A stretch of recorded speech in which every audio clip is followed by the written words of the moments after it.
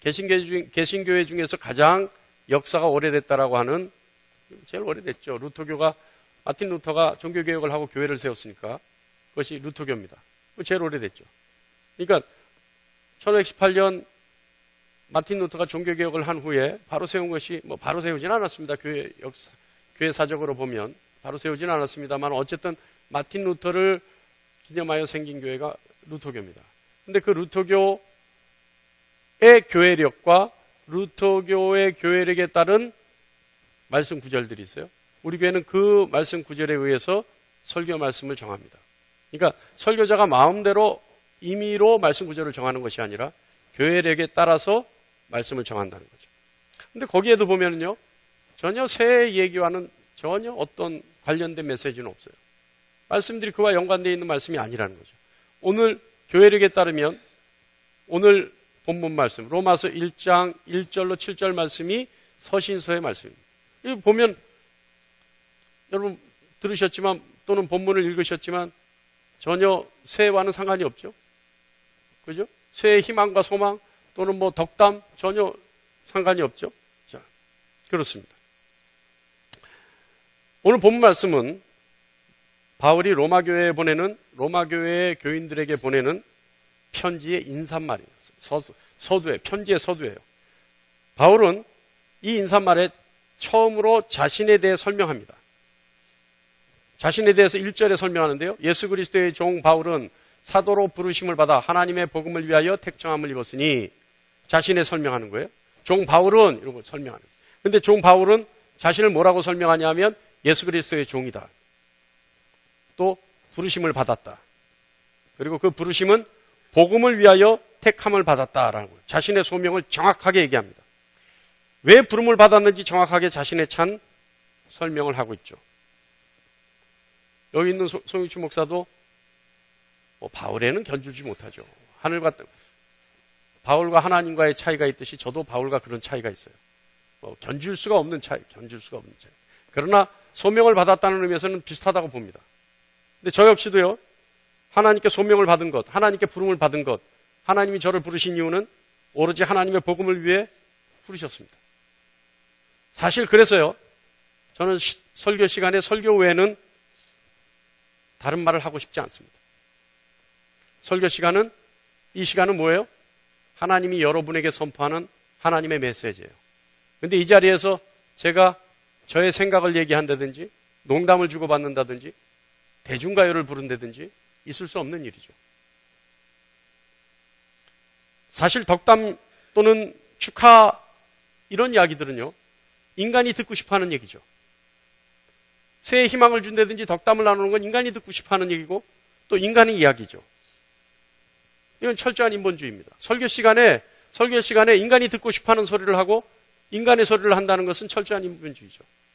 있을 수가 없습니다. 제 생각은 그래요. 나중에 주님 오셔서 송익춘 목사님 생각이 맞았다 얘기해 주시면 저는 기쁘죠. 제 생각은 그렇습니다. 이 설교 시간만큼은 하나님의 말씀을 하나님의 자녀들에게 하셔야 되는 엄중한 시간입니다. 설교는요, 인간의 죄와 생명을 위해서 하나님이 말씀하시는 하나님의 시간이어야 합니다. 아멘. 그래서 죄송스럽지만 우리 아멘교회는 새해가 바뀌었다고 해서 이 시간에 여러분에게 덕담을 주고받는다든지 올 한 해 어떻게 살자라고 하는 희망을 나눠줄 수는 없습니다. 오로지 하나님의 말씀만을 선포하겠습니다. 오늘 본문에서 보면 모든 편지가 그렇듯이 받는 사람들에게 보내는 사람의 인사말입니다. 이 인사말 속에 놀라운 많은 신학적 의미가 있다는 사실을 이번에 말씀을 보면서 알았어요. 그래서 오늘 말씀 풀어보면 짧게 두 단락으로 나눌 수 있습니다. 이 짧은 본문에서도 1절부터 7절 말씀, 이 7절의 이 말씀 속에 두 단락으로 나눠야 할 정도의 많은 의미가 있다는 거죠. 첫 번째 단락은 1절부터 4절 말씀입니다. 1절부터 4절의 말씀 핵심 단어는 하나님의 아들이라고 하는 단어입니다. 또한 5절에서 7절 말씀의 핵심 단어는 성도라고 하는 단어입니다. 자, 여러분, 그러면 먼저 1단락의 1절부터 4절 말씀의 교훈을 우리가 한번 보겠습니다. 자, 여러분, 예수님에 따르는 제자들, 예수님을 따르는 제자들은 12제자를 비롯해서 12제자 외에도 수많은 제자들이 있었죠. 그 많은 제자들이 예수님이 십자가에 달려 돌아가시자 만감이 교체했을 겁니다. 어떨까요, 여러분? 무슨 생각이 들었을까요? 한번 생각해 보세요. 예수님이 십자가에 달려 돌아가셨어요. 예수님은 메시아인 줄 알았어요.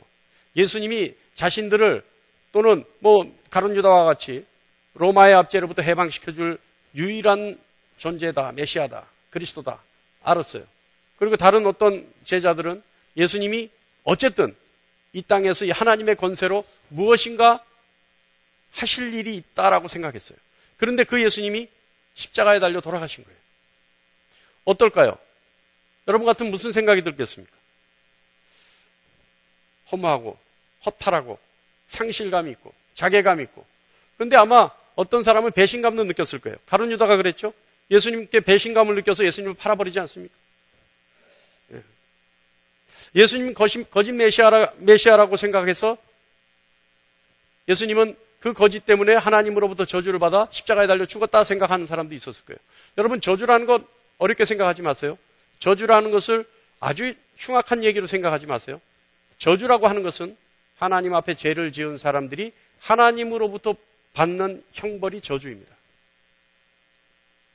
자, 그래서 그 사람들은 예수 그리스도께서 거짓 메시아다, 예수 그리스도의 그 감당하기 힘든 배신감 때문에 뿔뿔이 흩어졌죠. 다 도망가 버렸어요. 그런데 전혀 예기치 못하는 사건이 생겨나죠. 상상하지 못했던 사건이 일어납니다. 뭐예요? 할렐루야? 뭐죠? 무슨 사건이 일어나죠? 부활하시죠. 예수님 부활하시죠. 상상도 못했어요. 다 흩어지고 도망가야 되는데 그 상황에서 예수님 부활하셔버립니다. 부활하신 거예요. 자, 부활. 이 부활의 의미는 기독교의 하이라이트입니다. 이 기독교의 부활이 없으면요, 기독교는 기독교가 아니죠. 기독교는 세상 종교나 마찬가지의 종교가 되고, 아니, 이단 종교가 될 수 있습니다. 그죠? 진리가 따로 있다면 기독교는 이단 종교가 되죠. 그런데 이 부활 사건이 있으므로 십자가의 사건이 기정사실화되고, 부활 사건이 있으므로 기독교가 진리가 되고, 부활 사건이 있으므로 하나님의 사건이 되는 겁니다. 자, 이 부활. 이 부활이 있기 때문에 십자가의 명확한 메시지가 부활 사건으로 더 명쾌해지기 시작합니다. 부활은요, 생명이 없는 곳에서 생명을 소생시키는 사건입니다. 그죠? 생명이 없는 곳에서 생명이 소생되는 사건이죠. 그렇기 때문에 이 부활 사건은 하나님만이 하실 수 있는 하나님의 사건입니다. 믿으십니까? 네. 그래서 신약성서는 하나님께서 죽은 예수님을 죽은 자들 가운데서 일으키셨다라고 얘기합니다. 자, 이것은 성서신학자 김세훈 교수는요, 이렇게 표현합니다. 죽은 자들 가운데서, 부활에 대해서 이렇게 얘기해요. 죽은 자들 가운데서 예수 그리스도를 일으키셨다는 것은 예수가 옳다는 것을 선언하신 것이다. 자, 이게 무슨 뜻이냐면요, 잘 들어보세요. 예수님의 부활 사건은 예수님의 살아생전에 하셨던 모든 말씀이 진리라고 하는 것을 하나님이 인정하시는 사건입니다. 자, 들으세요. 예수님이 십자가에 달려 죽기까지 예수님이 하셨던 모든 말씀이 진짜 진리다라고 하는 그 말씀을 하나님이 인정하시는 사건이 부활 사건입니다. 또한 예수님이 행하셨던 모든 권세가 하나님으로부터 위임받은 권세라고 하는 것을 인정한 사건입니다. 예수님 권세, 어떤 권세를 누리셨죠? 어떤 권세를 가지고 계셨죠? 예수님의 이름으로 귀신을 제어하고 결박시키는, 그리고 병든 자를 낫게 하는 그 권세를 가지고 계셨어요. 그죠? 또한 예지의 능력도 가지고 계셨죠. 하나님만이 하실 수 있는 능력을 예수님은 발휘하셨어요. 그리고 하나님의 저주라고 생각되어지는 수많은 질병들을 치유하셨어요. 그러니까 이 권세가 어디서부터 왔느냐? 하나님 것으로부터 와서 하나님께 위임받은 권세라는 사실을 부활 사건을 통해 하나님이 내 것이다라고 하는 것을 인정해 주셨다는 거예요. 또한 예수께서 선포하신 하나님 나라에 대해서 그것이 무엇을 가르치는지 예수님이 설명하셨는데, 하나님 나라가 어떤 것인지에 대해서 설명하셨는데, 그건 역시 하나님이 맞는 거다라고 선포해 주신 것이 부활 사건입니다. 그러니까 부활 사건을 통해서 그것이 증명됐다 이 말이죠. 또 예수께서 선포한 예수를 믿는 모든 사람들은 하나님의 자녀가 된다라고 하는, 하나님의 자녀가 되는 권세를 갖는다라고 하는 이 말씀이 부활 사건을 통해 하나님이 옳다 인정해 주셨다. 잘 들으세요. 예수를 믿는 모든 사람들이 하나님의 무한한 상속자가 되어서 천국의 잔치에 참여할 수 있다라고 선포하셨던 예수님의 말씀도 옳다라고 하는 것을 부활 사건을 통해 하나님이 인정해 주신 겁니다. 무엇보다 예수님이 십자가의 대속 사역이 유효한 사역이며, 다시 말하면 예수님이 십자가에 달려 돌아가신 것이 우리의 죄를 대신하기 위해 돌아가셨다라고 하는 그 사역이라고 하는 것을, 그리고 그것이 유일하게 하나님과 화목되어질 수 있는 화목제의 사건이라는 것을 부활 사건을 통해 하나님이 맞다 인정해 주셨다는 거예요. 할렐루야. 어렵습니까? 할렐루야. 제가요 6시가 다 돼서 잤어요. 그러니까 해 뜨는 거 보고 이제는 이러면 정말 큰일 나는데 이러다가 잤어요. 그러니까 잠을 못 잤어요. 왜? 저는 잠을 베개에 머리만 대면 자는 사람이거든요. 그런데 어제는 잠을 못 잤어요. 그래서 별 기도를 다 했어요. 하나님 왜 안 재우세요? 빨리 재우세요. 재우세요 하는데 기도할수록 정신만 말짱해지는 거예요. 그래서 잠을 못 자다가 거의 6시가 다 돼서 이러면 정말 하나님 저 쓰러져요 이러다가 잠들었어요. 근데 잠깐 눈 감았다 떴는데 7시가 넘어가 버렸더라고요. 제가 지금 사실은 비몽사몽입니다. 그러니까 여러분 저보다 더 비몽사몽으로 계시면 안 돼요. 네? 우리 서로 양심껏 해야죠. 자, 여러분 잘 들으시면 이해가 가요. 조금 어려운 것 같아도 이거 들어놓으면 돼요. 자꾸 들으시면 돼요. 이제는 자 수요 금요 기도에 나오시고 새벽 기도에 나오시는 분들은 제가 아 하면 어로 알아들어요. 근데 일주일에 한번 들으면 약간 까다롭다 생각하시는 분도 있어요. 그러나 잘 들으면 이것이 하나님의 말씀이라면 반드시 어느 한순간에 생각납니다. 자, 듣기만 하세요. 잘 들으시면 됩니다. 자, 이 모든 것에 함의되어 있는 내용은, 의미는 예수 그리스도께서 부활하심으로 하나님이 선포하신 것이 딱 하나 있어요. 그것이 뭐냐면 오늘 말씀에도 있듯이 하나님이 예수님을 하나님의 아들이라 인정하신 의미입니다. 그러니까 부활 사건을 통해 모든 것이 다 인정되고 맞다 하지만 무엇보다도 가장 정확한 개념은, 부활의 개념은 뭐냐? 예수는 하나님의 아들이다. 이것을 하나님 스스로가 인정해 주신 사건입니다.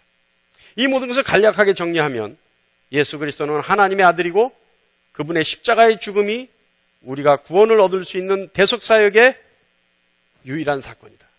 이것이 부활 사건임을 증명하는 겁니다. 할렐루야. 이해하시죠? 그러니까 부활 사건이라고 하는 것은, 부활 사건이 증명해 주는 것은 예수는 하나님의 아들이다. 그리고 예수를 믿는 자는, 십자가의 죽음과 부활을 믿는 자는 모든 죄가 사여지고 하나님과 화목한 관계가 된다 라고 하는 것을 부활 사건을 통해 증명해 주고 이야기해 주고 우리에게 가르쳐 주고 있는 의미다 라고 하는 뜻입니다. 그리고 이것을 우리는 뭐라고 하느냐? 복음이라고 합니다. 여러분, 여러분에게 복음이 뭡니까? 라고 물어본다면 여러분 뭐라고 얘기하세요? 할렐루야. 여러분, 복음 뭡니까? 간단하게 얘기하면 복음이 뭡니까? 예수는 그리스도십니다. 복음이에요. 예수는 그리스도셔요. 예수는 메시아셔요. 예수는 구세주세요. 이게 복음이에요. 또 복음은 뭡니까? 예수는 하나님의 아들이십니다. 이게 복음이에요. 뭐 어렵게 생각하지 마세요. 이게 복음이에요. 자, 조금 전에 우리가 들었던 부활 사건을 통해서, 부활 사건의 의미를 통해서 오늘 본문 말씀을 보면 굉장히 이해가 쉽게 됩니다. 자, 부활의 의미 여러분 들으셨죠? 자, 이제 오늘 본문에 들어갑니다. 본문을 보면 1절에 사도 바울은 자신을 하나님의 복음을 위해 택정함을 받았다라고 자신을 소개하죠. 그리고 나서 자신을 소개하고 나서 2절부터는 무엇을 얘기하고 있냐면 복음이라고 복음이라고 하는 복음에 대해서, 복음의 의미에 대해서 말합니다. 이 복음은 2절을 읽습니다. 이 복음은 하나님의 선지자들을 통하여 그의 아들에 관하여 성경에 미리 약속하신 것이라. 이 복음은, 자, 복음을 위해 사도 바울이 택함을 받았는데, 이 복음이 뭐냐? 바울은 얘기합니다. 이 복음은 하나님이 선지자들을 통해 약속하신 것이다. 무엇에 대해서? 그의 아들에 대해서. 이렇게 되는 거죠. 그러니까 복음이 뭐냐? 하나님의 아들에 대해서 하나님이 성경을 통해 약속하신 것이 복음이다. 자, 그럼 복음은 뭐냐? 하나님의 아들이 복음이죠. 맞습니까? 그러니까 좀 더 넓게 얘기한다면 복음은 하나님의 아들에 대해서 하나님이 선지자들을 통해 약속하신 것이 복음이에요. 더 줄여서 얘기하면 하나님의 아들이 복음이에요. 이해하십니까? 2절의 말씀이 그 뜻이에요. 자, 3절부터 얘기 보면요. 3절부터 보면 그 아들에 대해서 설명합니다. 3절 봅니다. 그의 아들에 관하여 말하면 육신으로는 다윗의 혈통에서 나셨고, 4절에 성결의 영으로는 죽은 자들 가운데서 부활하사 능력으로 하나님의 아들로 선포되셨으니 곧 우리 주 예수 그리스도시니라. 자, 아들에 대해서 설명합니다. 복음은 조금 전에 얘기했듯이 복음은 하나님의 아들에 대한 하나님의 약속이 복음입니다. 그런데 그 아들은 누구냐? 아들에 대해서 이제 3절, 4절에 설명하는 거예요. 바울은 아들은 육으로는 다윗의 혈통이다. 자, 여러분 아시죠? 다윗의 자손 가운데 태어났어요. 다윗의 혈통. 그런데 영으로는 죽은 자들 가운데서 부활하사 능력으로 하나님의 아들로 선포되었다. 이것입니다. 그러니까 그러므로 하나님의 아들은 예수 그리스도다. 그는, 예수 그리스도는 하나님의 아들이라 선포되신 분입니다. 아까 우리가 얘기했듯이, 아까 우리가 부활에 대한 의미를 미리 알아봤죠? 그러니까 이 본문 말씀을 들으면 이해가 가죠? 어떤 뜻인지 이해가 가죠? 이제 다 이해가 가죠? 그래서 제가 아까 부활의 의미에 대해서 여러분께 설명을 했던 거예요. 자, 복음은 하나님의 아들에 대해 하나님이 약속하신 것이 복음이에요. 그리고 그 아들은 육으로는 다윗의 혈통이고 영으로는 뭐예요? 죽은 자들 가운데서 다시 살아나서 스스로의 능력으로 살아난 하나님의 아들을 증명한 그것이 예수님의 아들의 의미예요. 자, 그럼 정리해서 얘기합니다. 복음은 하나님의 아들에 대한 하나님의 약속이다. 그가 바로 예수 그리스도인데 그 증거는 예수가 죽은 자들 가운데서 부활하심으로 자신의 능력으로 선포되었다. 이것이 1절부터 4절까지 말씀의 요약이에요. 자, 이 정도면 외울 수 있죠? 자, 지금 저부터 외워볼까요? 할렐루야. 다시 읽습니다. 잘 들어보세요. 마음에 새기세요. 복음은 하나님의 아들에 대한 하나님의 약속이다. 이걸 이제 아시겠죠? 그가 바로 예수 그리스도인데, 그러니까 하나님의 아들이 예수 그리스도인데, 그 증거는, 하나님의 아들이라는 증거는 예수가 죽은 자 가운데서 부활하심으로 자신의 능력으로 선포되어진 것이다. 이거예요. 이거 다예요. 바울이 지금 이 짧은 글 속에, 이 짧은 인사말 속에, 2절부터 4절까지 말씀입니다. 이 짧은 인사말 속에 신학적 많은 의미를 이미 설명하고 있죠. 여러분, 이제 여러분 어디서나 얘기할 수 있습니까? 할렐루야? 이렇게 간편하게 요약을 했는데도 설명이 안 되면. 전도사님 다음 주에는요, 쪽지 시험, 쪽지를 좀 미리 준비하셔서 나갈 때 쪽지 시험 합격한 분만 나가. 여러분, 이런 거는요, 이건 좀 신학적인 이제 지식인데 자꾸 안 해버릇하면 입에서 나오질 않아요. 그러니까 이 정도는 여러분 이제 한번 좀 기억해 두세요. 복음은 바울이 얘기하는 복음입니다. 바울이 지금 정리하는 로마서 1장에서 정리하고 있는 복음에 대한 겁니다. 복음은 하나님의 아들에 대한 하나님의 약속이다. 그리고 그 아들은 누구냐 하면 그 아들은 예수 그리스도인데, 그러니까 복음은 예수 그리스도에 대한 하나님의 약속이 복음이에요. 근데 그 예수 그리스도는 누구냐? 죽은 자 가운데서 부활하셔서 자신의 능력으로 하나님의 아들임을 선포한 자다. 이거 간단하잖아요. 아시겠죠? 자, 이것이 1절부터 4절 하나님의 아들에 대한 바울의 설명입니다. 그리고 바울은요, 곧 이어서 5절부터 7절까지 성도에 대해서 이야기합니다. 성도가 누구냐에 대해서 얘기해요. 왜 바로 성도가 나올까요? 복음이 나오고 하나님의 아들이 나오고 왜 바로 성도가 나올까요? 그 이유는 간단해요. 복음과 하나님의 아들은 반드시 성도에게 필요한 존재이기 때문에 그래요. 그러니까 복음은 하나님의 아들에 대한 약속은 이 말씀들은 성도에게 필요한 것이에요. 성도가 아닌 사람에게는 필요가 없어요.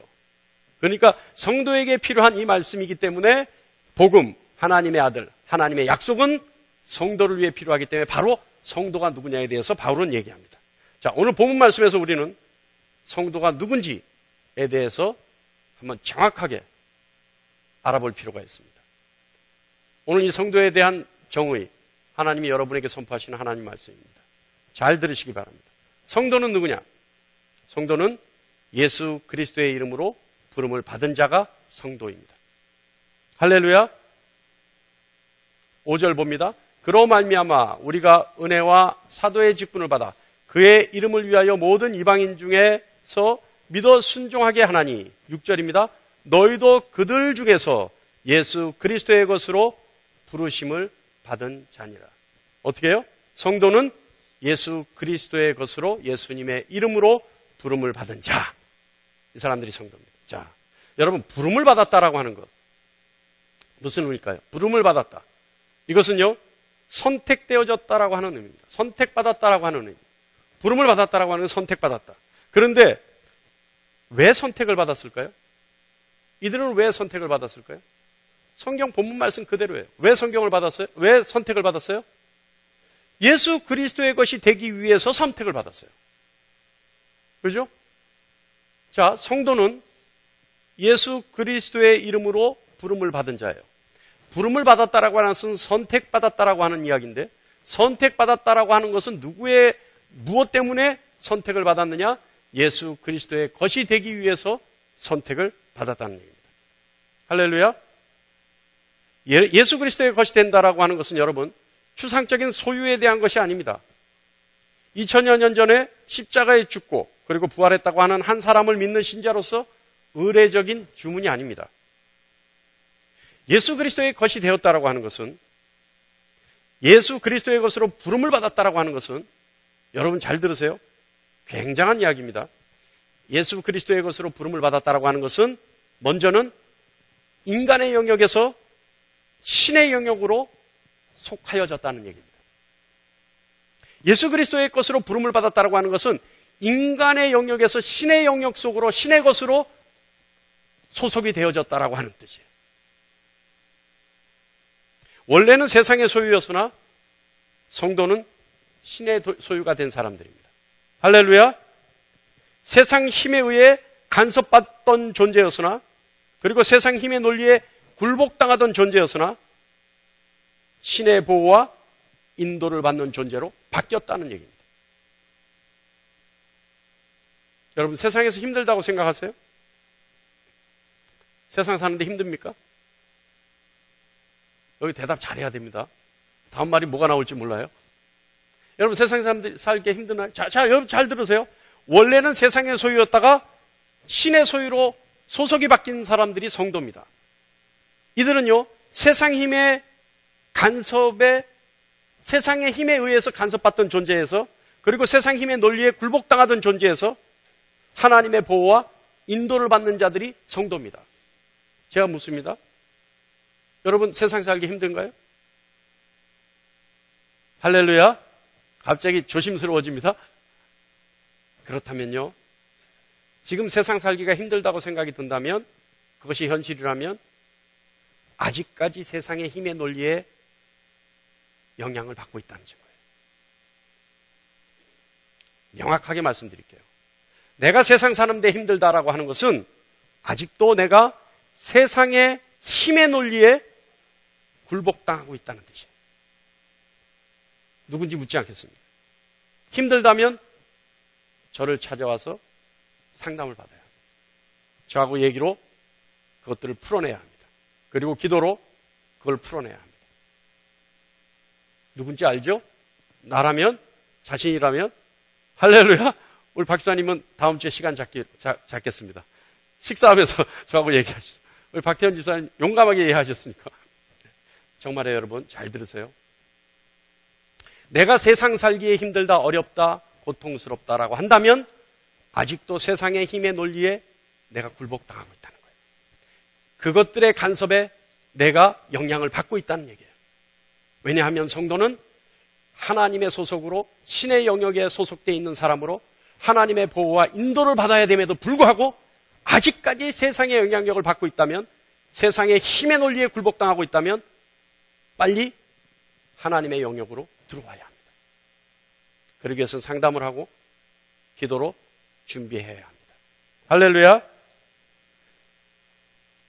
죽음의 세상에서 죽었던 자가 건짐을 받아 생명을 얻었다라고 하는 것이 성도입니다. 그러니까 예수 그리스도의 것으로 택함을 받았다. 예수 그리스도의 소속이 되었다라고, 예수 그리스도의 것이 되었다라고 하는 것은 죽음의 세상에서 죽어있던 자가 하나님으로부터 건짐을 받았다라고 하는, 그래서 생명을 얻었다라고 하는 이야기고, 하나님의 약속에 의해서 세상 속에 있던 자가 예수 그리스도께 속하게 되었다라고 하는 의미입니다. 이것이 예수 그리스도에게 부름을 받았다, 예수 그리스도의 것으로 부름을 받았다라고 하는 뜻입니다. 할렐루야. 여러분, 예수 그리스도의 것으로 부름을 받았습니까? 그렇다면 여러분은 이미 신의 영역 속에 소속되어 있는 자들입니다. 여러분은 하나님의 보호하심과 인도하심에 해당되는 사람들입니다. 절대 세상의 힘의 논리에 굴복하지 마십시오. 세상의 영향력에 간섭받지 마십시오. 두 번째는요, 성도라고 부르심을 받은 자들, 성도라고 하는 사람들은 하나님의 사랑으로 부르심을 받은 자입니다. 조금 전에 그 얘기예요. 여러분, 아이고 목사님, 세상 사는데 그게 쉽게 됩니까? 세상 사는데 여러분, 목사님이나 하는 소리지, 그게 뭐 성경이나 있는 소리지, 그게 진짜로 무슨 뭐 우리가 세상 사는데 적용이나 됩니까? 천만의 말씀이에요. 목사 설교 따르고 현실 따르다면 제가 이 자리에 있지 않습니다. 저 성질 그런 사람 아닙니다. 저 성질 더러운 사람입니다. 제가 설교하는데 이게 이율배반적이고 논리에 어긋난 거라면 전 이 자리에 서 있지 않습니다. 저는 세상에 나갈 겁니다. 그런데 여러분, 정말 하나님의 영역에 속하는 사람이 된다면, 하나님의 보호와 인도하심을 받는 사람이라면 절대 세상의 힘의 논리에 굴복당하지 않습니다. 그리고 세상의 어떤 힘에도 영향을 받지 않습니다. 제가 확신합니다. 그러니 여러분, 저를 반드시 찾아와 주십시오. 저를 좀 이용해 주십시오. 애용해 주십시오. 다시 두 번째로 갑니다. 하나님의 사랑으로 부르심을 받은 자들이다. 하나님의 사랑으로 부르심을 받은 자들이라는 것은 무슨 뜻이냐? 성도는 하나님의 사랑 때문에 부르심을 받은 자. 하나님의 사랑 때문에. 하나님의 부르심을 받은 자는 용도에 의해 부르심을 받은 것이 아니에요. 하나님이 어디에 쓰려고 부름받은 게 아니에요. 다시 말하면 하나님의 일에 필요하기 때문에 부름받은 것이 아니에요. 하나님께 부름받았다라고 하는 것은 오로지 하나님의 사랑 때문에 부름을 받은 겁니다. 그런데 성도에게 가장 큰 문제가 있어요. 이게 뭐냐면요, 하나님의 사랑을 쉽게 깨닫지 못한다는 것이 문제입니다. 그죠? 이것은 하나님의 사랑을 깨닫기 위해서는 방법은 많지 않아요. 두세 가지밖에 없어요. 여러분, 하나님의 사랑을 깨닫고 싶다면 하나님께 집중하셔야 합니다. 그리고 하나님을 인정해 드려야 합니다. 여러분, 기도 왜 하죠? 여러분, 기도를 왜 합니까? 여러분이 못하는 것, 구하는 것, 하나님께 바라야 되는 것들, 하나님이 나를 어떻게 해주실 줄 원할 때 여러분 기도하지 않아요? 하나님의 뜻을 알고 하나님의 계획을 알려고 할 때 기도하지 않아요? 그런데 여러분, 기도의 응답에는요 반드시 전제가 있어요. 반드시 내가 먼저 해야 될 게 있어요. 뭔지 아십니까? 순종하고자 하는 마음이 없으면 기도의 응답은 없습니다. 나에게 순종하고자 하는 마음이 있어야지만 기도의 응답이 있을 수 있어요. 아니, 말을 안 들을 건데 말해봐야 뭐합니까? 아무리 말을 해줘도 딴짓할 건데 뭐하러 얘기하겠습니까? 하나님 그런 분이 아니셔요. 하나님은 굉장히 효율적으로 일하시는 분이세요. 하나님은 굉장히 합리적인 분이십니다. 아니, 말해줘봐야 듣지 않고 따르지 않고 딴짓할 건데 뭐하러 얘기합니까? 그래놓고 본인의 순종할 마음이 없으면서도 불구하고 나는 기도에 응답받지 못한다고 얘기해요. 천만의 말씀. 기도할 때는 여러분, 반드시 하나님의 어떤 말씀이라도 내가 순종하겠다라고 하는 나의 마음가짐이 없으면 절대 하나님의 응답은 없습니다. 마찬가지로 여러분, 마찬가지예요. 하나님의 사랑을 깨닫고 싶다면 하나님께 집중하셔야 돼요. 아니, 여러분 사랑 다 해봤잖아요. 그죠? 사랑 다 해보셨잖아요. 아니, 사랑하는데 양다리 걸치면 그 사랑이 됩니까? 네? 사랑하는데 사랑하는 사람에게만 집중해야지, 그래야지 그 사랑하는 사람의 일거수일투족, 사랑하는 사람의 표정, 사랑하는 사람의 식성 알 수 있잖아요. 집중하지 않고 어떻게 사랑하는 사람의 그 사랑에 깨달을 수가 있어요. 마찬가지예요. 하나님의 사랑을 느끼려면, 하나님의 사랑을 깨달으려면 하나님께 집중하십시오. 그리고 하나님을 인정해 드리세요. 하나님을 인정해 드려야 합니다. 두 번째는요, 하나님의 특별한 사랑 때문에 부르심을 받은, 여러분 특별한 사랑이에요. 자, 여러분 잘 생각해 보세요. 이 뜻이 무슨 뜻인지. 이 뜻은요, 하나님의 특별한 사랑에 부르심을 받았다라고 하는 것은 하나님의 일반적인 사랑도 있다, 이 얘기예요. 일반적인 사랑, 그것이 있고 특별한 사랑이 있다는 얘기예요. 여러분 십자가를 한번 생각해 보세요. 십자가는 우리 믿는 사람들에게만 감춰져서 그 비밀이 보여지는 겁니까? 아니에요. 세상의 모든 사람들에게 십자가의 의미는 보여지고 있어요. 십자가의 능력은 보여지고 있어요. 그런데 여러분 어때요? 믿는 사람이 있고 그 십자가를 안 믿는 사람이 있죠. 여러분 이 자리에 지금 이 시간에 하나님의 말씀을 듣고 있다면 여러분은 이미 하나님의 특별한 선택에 의해 부르심을 받은 자들입니다. 그리고 거기에 응답한 사람들입니다. 근데 세상 나가보세요. 세상에 나가보면 주님의 십자가는 누구나 다 알고 있지만 그 십자가를 믿는 사람은 없어요. 오늘 이 시간 이 자리에 있는 여러분만 그 십자가를 믿고 있는 거예요. 그렇다면 뭡니까? 여러분은 하나님의 특별한 사랑을 받은 사람들이고 그 하나님의 특별한 사랑에 여러분은 응답한 사람들입니다. 할렐루야! 믿겨지지 않나요? 그리고 여러분은 하나님의 특별한 사랑 때문에 예수 그리스도의 피값으로 산 하나님의 기쁨을 이기지 못하게 하는 존재들입니다.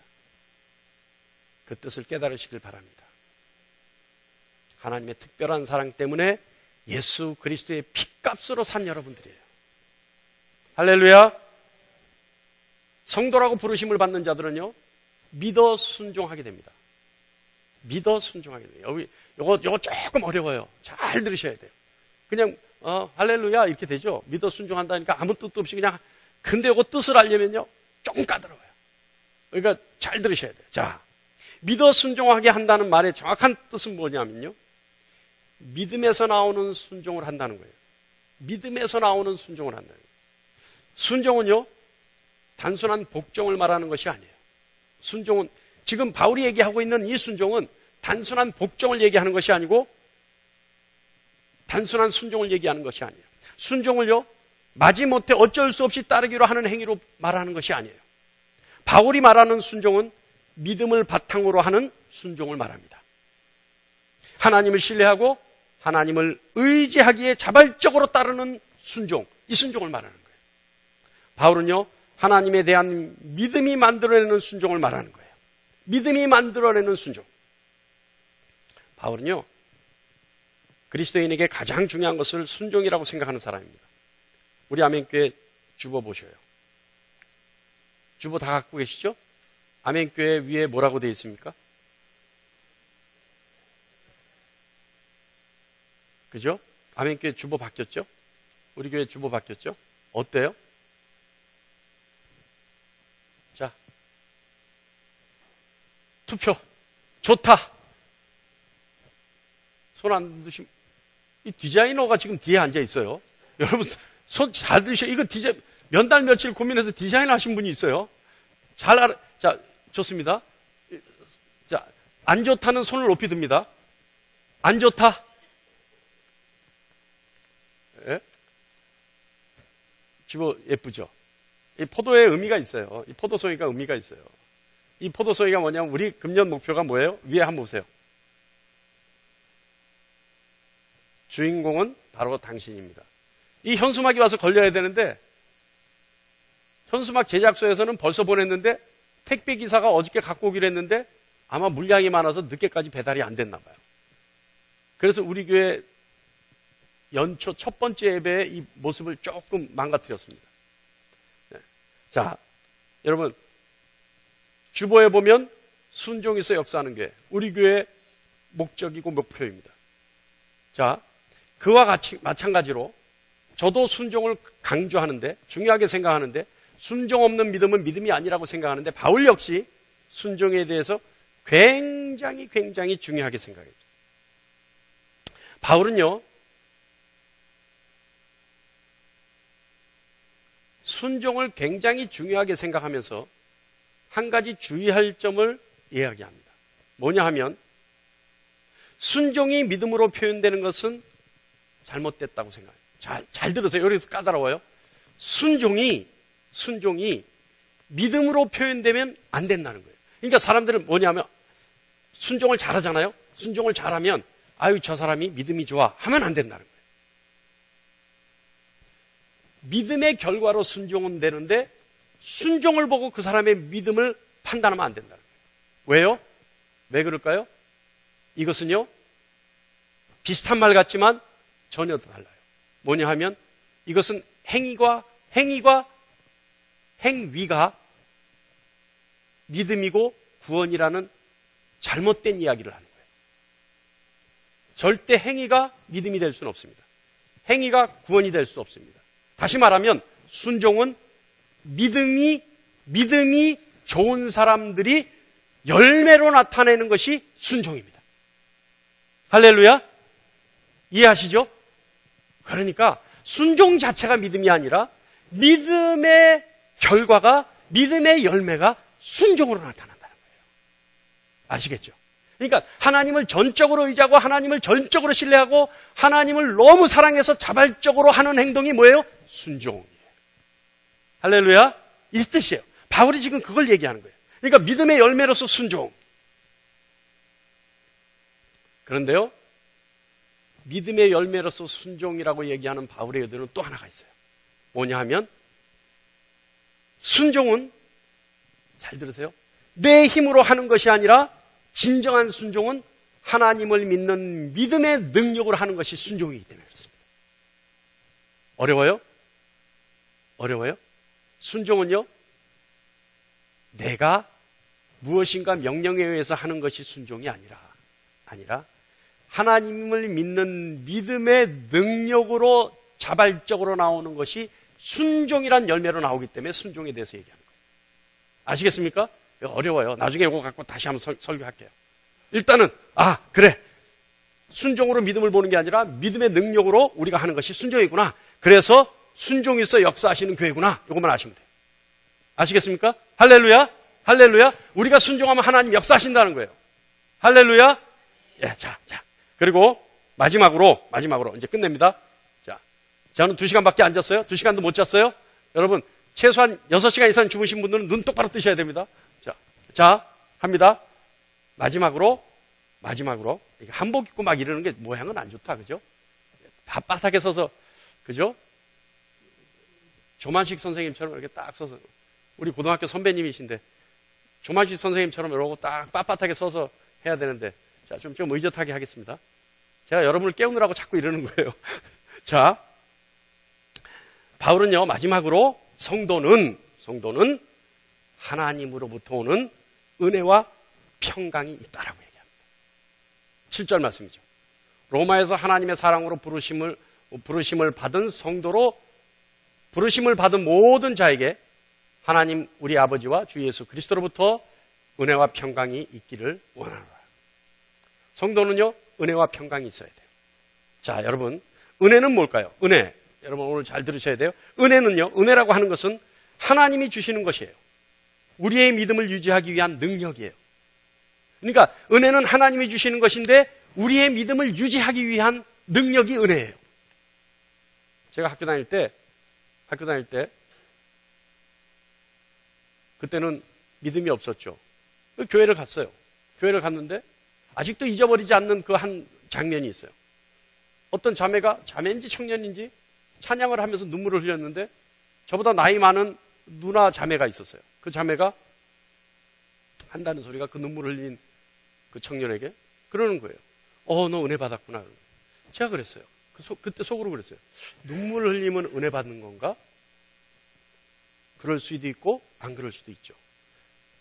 은혜라고 하는 것은, 진정한 의미의 은혜는 우리의 믿음을 유지시키고 하나님과 더 친밀한 관계를 유지하기 위해서 부여받는 능력이 은혜입니다.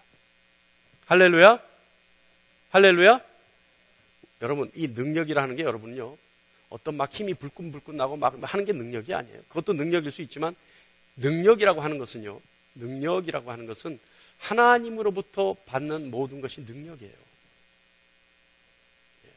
내가 할 수 없는 것이잖아요. 내가 할 수 없으니까 하나님으로부터 받죠. 그것이 다 능력이에요. 그러니까 우리의 믿음을 유지시키기 위해서 하나님으로부터 받는 능력, 이것이 은혜예요. 우리가 아무리 하나님에 대한 믿음이 투철하다 하더라도요, 그것을 유지하기 위해서는 하나님의 사랑과 관심이 증거가 있어야 돼요. 관심의 증거가 있어야 돼요. 그래서 그것을 받지 않고는 살아가기 어려운 세상이에요. 그런데 그것을 뭘로 받느냐? 은혜라는 걸로 받는다는 거예요. 그래서 우리는 하나님으로부터 받는 모든 것을 은혜라고 통칭합니다. 할렐루야? 이해하시죠? 하나님은요, 하나님의 사랑과 우리를 향한 지대한 관심의 증거로 하나님의 능력을 우리에게 주셔요. 그것이 은혜예요. 은혜는 하나님의 사랑과 고백이고, 사랑의 고백이고, 관심의 표명이에요.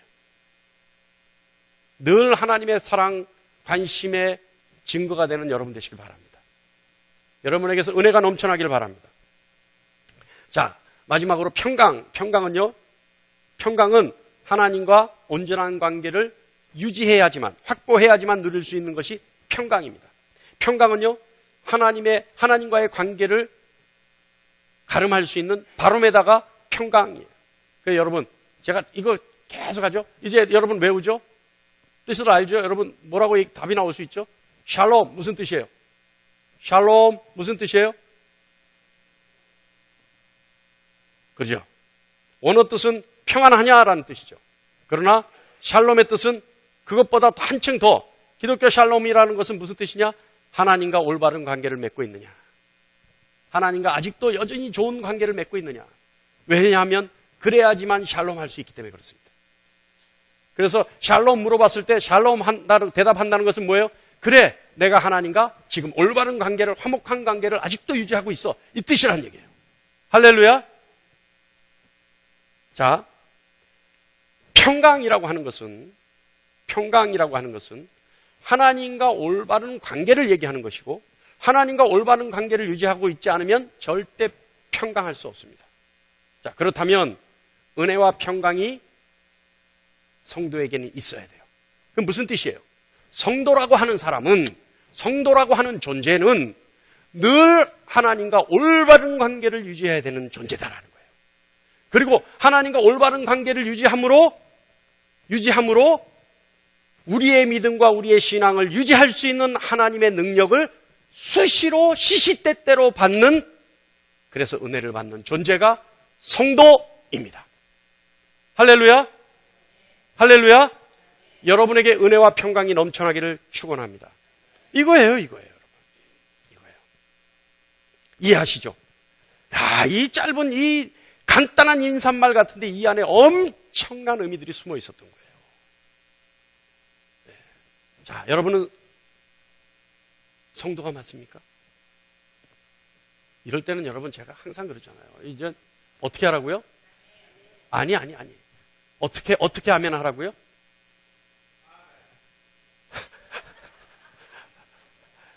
이때는요, 제가 이 얘기할 때는 수요기도회 때였는데 우리 박태현 집사님 수요기도 때 안 나오셨어요. 이때는 어떻게 하라고요? 미친 척 하라고. 이런 좋은 얘기를 얘기할 때는 미친 척하고 아멘 하라고요. 여러분 성도가 맞습니까? 네. 그러면 여러분은 이미 세상에 속해 있는 사람들이 아니라 하늘에 속해 있는 예수 그리스도의 소유입니다. 할렐루야. 자, 여러분, 우리 아멘교회는요, 올해 목표가 전 교인이 은사를 발견하는 거예요. 그래서 오늘 표가요, 주인공은 바로 당신입니다 라는 뜻이에요. 왜요? 하나님은 여러분을 사랑하시고 하나님은 여러분을 바로 세우기 위해서 하나님의 은사를 주십니다. 이미 받은 분도 있고 아직 받았지만 무엇인지 모르는 분도 있고 또 아직 받지 않은 분도 있을 수 있어요. 이 은사는 선천적인 것도 있고 후천적인 것도 있습니다. 그러나 여러분, 올해는 반드시 여러분의 신앙의 승리를 위해서 은사를 깨달아야 합니다. 또 받아야 합니다. 그래서 하나님은 여러분에게 은사를 주기를 원하십니다. 올해의 표어는 주인공은 바로 당신입니다.